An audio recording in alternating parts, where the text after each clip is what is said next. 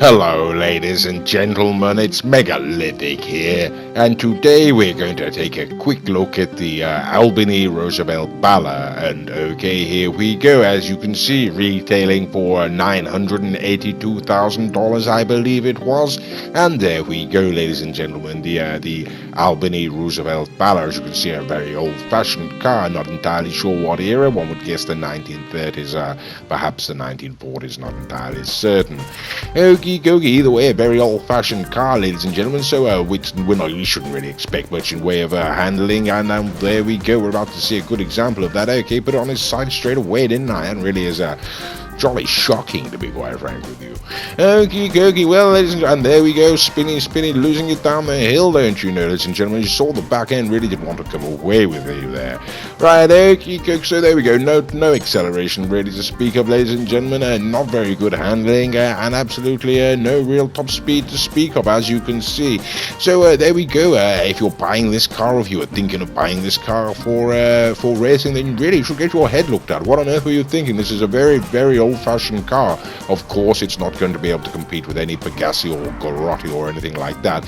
No, this car is merely being purchased for the aesthetic stylings alone, one would imagine, and if your purchaser get it for any other reasons other than that, really, like I say, rather questionable, to be quite frank with you.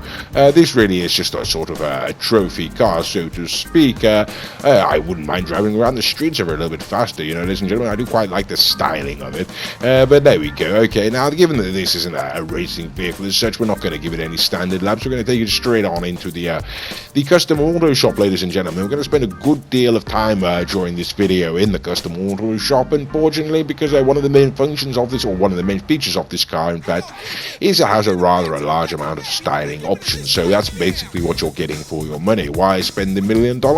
Well, you can customize the vehicle to a greater extent. I do believe there is the Roosevelt Albany, not the Valor version, which is about $750,000. I do believe, ladies and gentlemen, and my understanding is that's not quite as personally, you can't personalize it so much, if I can actually get that word out.